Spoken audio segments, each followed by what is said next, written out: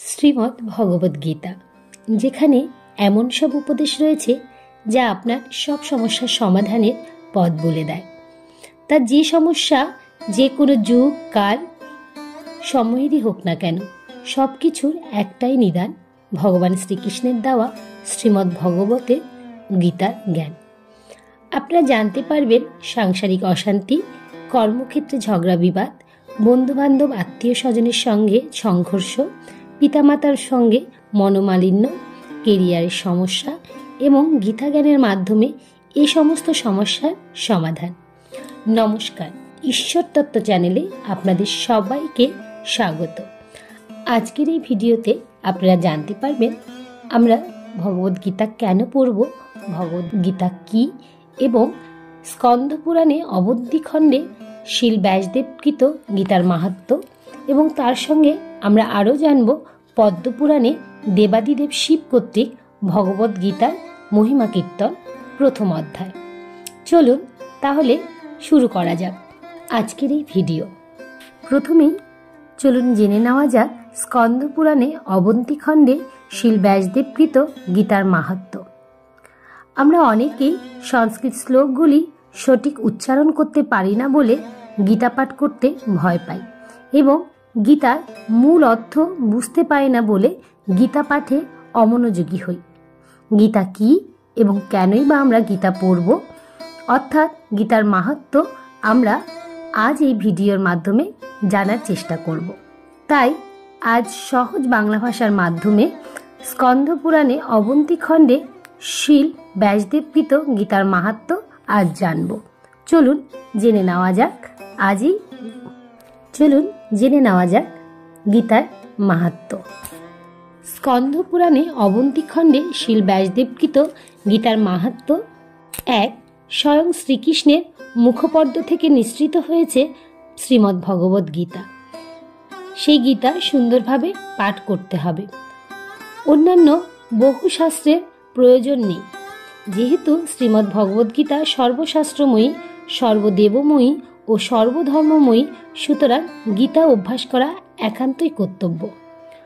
2 নম্বর, যিনি শালগ্রাম শিলার সামনে গীতা অধ্যয়ন পাঠ করেন তিনি সহস্র মন্বন্তর ব্রহ্মলোক বাস করেন।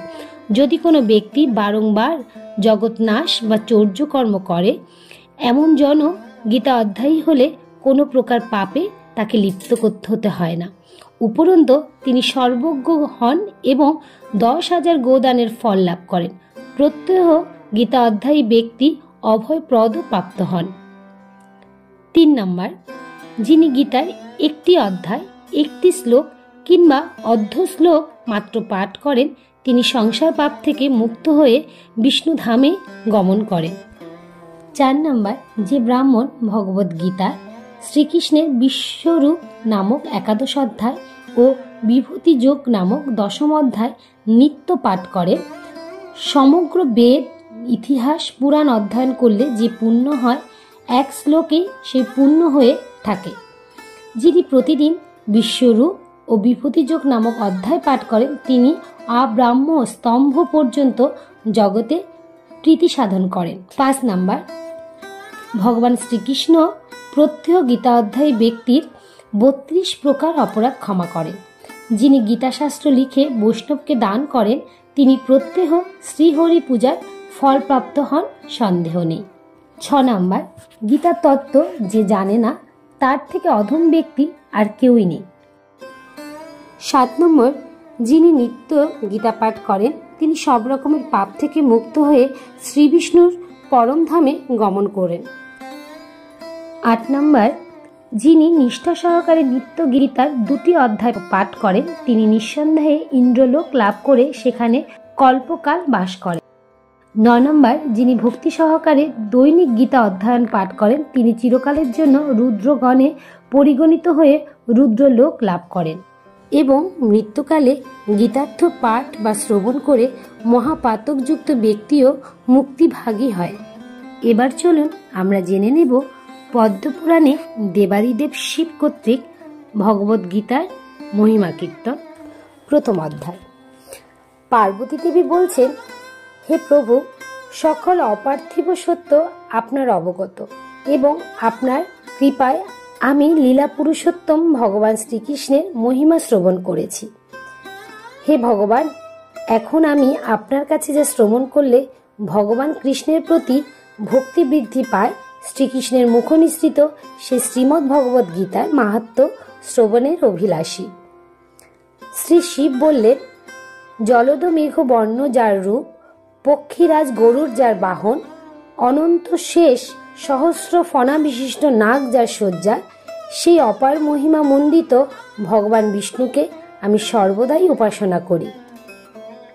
প্রিয় পার্বতী, একদা মূঢ় দৈত্যকে বধ করার পর ভগবান বিষ্ণু যখন অনন্ত শয্যায় শান্তিতে বিশ্রাম করছিলেন, তখন বিশ্বের সকল ঐশ্বর্য প্রদানকারী লক্ষ্মী তাকে শ্রদ্ধার সঙ্গে জিজ্ঞাসা করলেন, ভগবান, আপনি সারা বিশ্বের ধারক ও বাহক হয়েও এই ক্ষীর সমুদ্রে নিদ্রায় আচ্ছন্ন রয়েছেন, এর কারণ কি?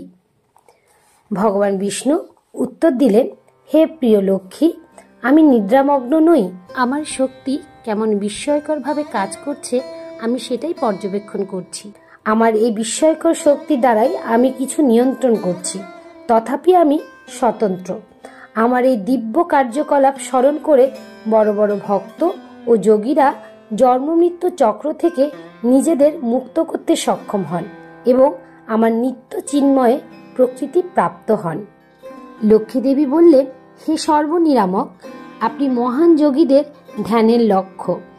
আপনাকে বাদ দিয়ে কিছুই চলতে পারে না, তৎসত্ত্বেও আপনি স্বতন্ত্র। আপনি এই জড়জগতের সব কিছুই সৃষ্টি, স্থিতি ও ধ্বংসের কারণ। যে শক্তির জন্য আপনিও এখানে শায়িত অবস্থায় ধ্যানমগ্ন, আপনার সেই অতি আকর্ষণীয় বিস্ময়কর শক্তির কার্যাবলী সম্বন্ধে দয়া করে আমাকে অবগত করান। ভগবান বিষ্ণু বললেন, প্রিয় লক্ষ্মী, আমার সেবায় যার প্রবণতা আছে সেই আমার বহুবিধ কর্মশক্তি এবং কিভাবে এই জন্মমৃত্যুর বন্ধন থেকে মুক্ত হয়ে বিশুদ্ধ বুদ্ধির দ্বারা আমার নিত্য প্রকৃতি সম্বন্ধে জানা যায় তা উপলব্ধি করতে পারে। শ্রীমদ্ ভগবদ গীতায় এই দিব্যজ্ঞানের কথা বিশদভাবে ব্যাখ্যা করা হয়েছে। দেবী লক্ষ্মী বললেন, হে প্রিয় প্রভু, আপনি যদি আপনার কর্মশক্তিতে আপনিই বিভূত এবং সেই শক্তির পরিমাপ করাতে সদাই সচেষ্ট, তাহলে ভগবদ গীতার পক্ষে আপনার সেই অসীম শক্তি পরিমাপ করা কিভাবে সম্ভব এবং কিভাবে সেই সব অতিক্রম করে আপনার চিন্ময় প্রকৃতি লাভ করা যাবে? ভগবান বিষ্ণু বললেন, আমি নিজে ভগবদ গীতা রূপে প্রকাশিত হয়েছি। গীতার প্রথম 5টি অধ্যায় আমার 5টি মস্তক, পরের 10টি অধ্যায় আমার 10টি বাহু এবং 16 অধ্যায়টি আমার উদয় এবং শেষ 2টি অধ্যায় হলো আমার চরণ। এইভাবে ভগবদ গীতার শ্রী বিগ্রহ বুঝতে হবে। ভগবদ গীতা হলো সর্বপাপ নাশক।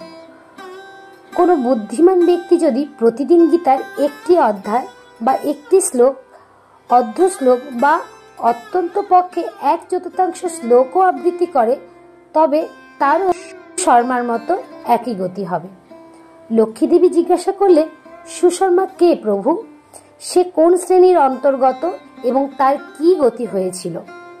ভগবান বিষ্ণু বললেন, প্রিয় লক্ষ্মী, সে একজন অতি দুষ্ট ও খুবই পাপী লোক। সে একটি ব্রাহ্মণ পরিবারে জন্মালো। সেই পরিবারের কারো কোনো বৈদিক জ্ঞান ছিল না। অন্যকে আঘাত করে সে শুধু আনন্দ পেত। সে কখনোই আমার নাম জপ করত না, কোনো দান ধ্যান বা কোনো অতিথি সৎকারও করত না। প্রকৃতপক্ষে সে কখনোই ধর্মকর্ম সম্পন্ন করেনি। জীবিকা নির্বাহের জন্য সে শাক পাতা সংগ্রহ করত এবং সেগুলো বাজারে বিক্রি করত। সে মদ মাংস ভক্ষণ করত। এইভাবে সে জীবনযাপন করত। একদিন সে নির্বোধ সুশর্মা এক মুনির বাগানে শাক পাতা সংগ্রহ করতে গেলে সে এক সর্প দ্বারা দংশিত হয়। তারপরে সে মারা যায়। মৃত্যুর পর তাকে বিভিন্ন নরকে নিক্ষেপ করা হয়। সেখানে সে বহু কষ্ট ভোগ করে। তারপরে সে একটি ষাঁড় দেহ প্রাপ্ত হয়। একজন খোড়া লোক সেই ষাঁড়টিকে কিনে তার কাজে লাগায়। প্রায় 7-8 বছর সে খুব ভারী বোঝা বহন করে। একদিন খোড়া লোকটি তার ষাঁড়ের পিঠে খুব ভারী বোঝা চাপালো ষাঁড়টিকে দ্রুত হাঁটতে সে বাধ্য করায় হঠাৎ সে ষাঁড়টি পড়ে গিয়ে অজ্ঞান হয়ে গেল। অনেক লোক ঘটনাটি দেখতে শুরু করলো। ষাঁড়ের জন্য দুঃখ প্রকাশ করে এক ধার্মিক ব্যক্তি তার কিছু ধর্ম কর্মের ফল ষাঁড়টিকে দান করলো। সেই দেখে দাঁড়িয়ে থাকা অন্যান্য লোকেরাও তাদের ধর্মকর্মের কথা স্মরণ করতে শুরু করে দিল এবং তাদের কিছু পুণ্যর ফল ষাঁড়টিকে দান করলো। সেই ভিড়ের মধ্যে একজন বেদশাও ছিল। সে কখনোই কোনো পুণ্য কাজ করেছে বলে জানতো না, কিন্তু প্রত্যেকেই ষাঁড়ের প্রতি তাদের পুণ্যফল দান করতে দেখে কখনো যদি সে কোনো পুণ্যকর্ম করে থাকে তবে তার সেই ফল সেও ষাঁড়টিকে অর্পণ করলো। এরপর ষাঁড়টি মারা গেল। মৃত্যুর দেবতা যমরাজের আলোয় তাকে নিয়ে আসা হলো। সেখানে যমরাজ তাকে জানালো, বেশ্যাটি তার পুণ্য ফল তোমাকে দান করায় তুমি এখন পূর্বকৃত পাপ কর্মের প্রতিক্রিয়া থেকে মুক্ত। এরপর তার বৈদিক সংস্কৃতি সম্পন্ন ব্রাহ্মণ পরিবারে জন্ম হলো। পূর্বজীবনের কথা সে স্মরণ করতে পারল। অনেকদিন পর তার নারকীয় অবস্থা থেকে মুক্তির কারণ যে বেশ্যাটি, তাকে খুঁজে বার করতে মনস্থ করল। খুঁজে পাওয়ার পর বেশ্যাটির কাছে সে তার পরিচয় দান করে তাকে জিজ্ঞাসা করল, কি এমন পুণ্য কাজ তুমি করেছিলে যার ফল আমাকে আমার নারকীয় অবস্থা থেকে মুক্তি দিয়েছে? বেশ্যাটি উত্তর করল, হে মহাশয়, এই খাঁচার মধ্যে একটি তোতা পাখি আছে। সে রোজ কিছু আবৃত্তি করে। তার সেই আবৃত্তি শুনে আমার মন সম্পূর্ণ বিশুদ্ধ হয়েছে। সেই আবৃত্তি শোনার ফল আমি তোমাকে দিয়েছি। এরপর উভয়ই গেল সেই তোতা পাখিটির আবৃত্তি শোনার জন্য। তখন তোতা পাখিটি তার পূর্ব জীবনের কথা স্মরণ করে তার ইতিহাস শুরু করলো। সে বলল, পূর্ব জীবনে আমি এক পণ্ডিত ব্রাহ্মণ ছিলাম, কিন্তু অহংকারবশত আমি অন্য সকল পণ্ডিত ব্যক্তিদের বিদ্রুপ করতাম। আমি খুব ঈর্ষাপরায়ণও ছিলাম। মৃত্যুর পর বহু নরকে নিক্ষিপ্ত হয়ে দীর্ঘকাল যন্ত্রণা ভোগের পর এই পাখি দেহ লাভ করেছি। আমার অতীত পাপ কাজের জন্য শৈশবেই আমার মাতা পিতার মৃত্যু হয়। একদিন যখন আমি তপ্ত বালির উপরে কোনো সংরক্ষণ ছাড়াই পড়েছিলাম, তখন কতিপয় ঋষি আমাকে দেখতে পান। আমাকে তারা তাদের আশ্রয়ে নিয়ে গিয়ে একটি খাঁচার মধ্যে রেখে দেয়। সেখানে ঋষিদের ছেলে মেয়েরা শ্রীমদ্ ভগবদ গীতার প্রথম অধ্যায় আবৃত্তি শিখছিল। তারা শ্লোকগুলি বারবার আবৃত্তি করছিল। আমিও তাদের সঙ্গে বারবার শ্লোকগুলি আবৃত্তি করা শুরু করে দিলাম। অল্পকাল পরেই এক তস্কর সেখান থেকে আমাকে অপহরণ করে এই ধর্মপরায়ণ মহিলার কাছে বিক্রি করে দেয়। ভগবান বিষ্ণু বলতে লাগলেন, ভগবদ গীতার প্রথম অধ্যায় আবৃত্তি করে তোতা পাখিটি সম্পূর্ণ রূপে শুদ্ধ হয়েছিল। আবৃত্তি শুনে সেই বেশ্যাটিও পূর্ণ রূপে পরিশুদ্ধ হয়, আর আবৃত্তি শোনার কিছু পুণ্য ফল লাভ করে সুশর্মাও সম্পূর্ণরূপে বিশুদ্ধ হয়ে গেল। কিছুকাল ভগবদ গীতার প্রথম অধ্যায়ের মাহাত্ম্য আলোচনার পর সুশর্মা নিজ গৃহে প্রত্যাবর্তন করল এবং তারা তিনজন ব্যক্তিগতভাবে শ্রীমদ্ ভগবদ গীতার প্রথম অধ্যায়ে আবৃত্তিতে রত হল। শীঘ্রই তারা পরম ধাম বৈকুণ্ঠে পৌঁছে গেল। যে কেউ ভগবদ গীতার প্রথম অধ্যায়ের আবৃত্তিকরণ, শ্রবণ বা অধ্যয়ন করে, অনায়াসেই সে এই জড় দুঃখপূর্ণ ভবসাগর অতিক্রম করে ভগবান কৃষ্ণের শ্রী পাদপদ্ম সেবা লাভ করার সুযোগ পায়। আজকের মতো এখানেই শেষ করলাম। ভিডিওটিতে যদি কোনো ভুল ত্রুটি হয় তাহলে ক্ষমা প্রার্থনা করছি। আশা করি শ্রীকৃষ্ণের মুখনিসৃত প্রথম অধ্যায়ের মাহাত্ম্য শুনে আপনারা পরম আনন্দ লাভ করেছেন। যদি ভিডিওটি ভালো লেগে থাকে তাহলে নিয়মিত গীতা পাঠ ও ধর্মীয় আলোচনা শুনতে চ্যানেলটিকে অবশ্যই সাবস্ক্রাইব করুন। যদি রাধা মাধবের পরম ভক্ত হন তাহলে অবশ্যই একটি লাইক করবেন এবং কমেন্টসে রাধা মাধবের জয়গান করতে ভুলবেন না যেন। তাহলে আজ এ পর্যন্তই, দেখা হচ্ছে পরবর্তী ভিডিওতে। ভালো থাকবেন, সুস্থ থাকবেন। সবার শেষে আমার সাথে বলুন সেই মহামন্ত্র শুধু একবার, হরে কৃষ্ণ কৃষ্ণ কৃষ্ণ হরে হরে, হরে রাম রাম রাম হরে হরে।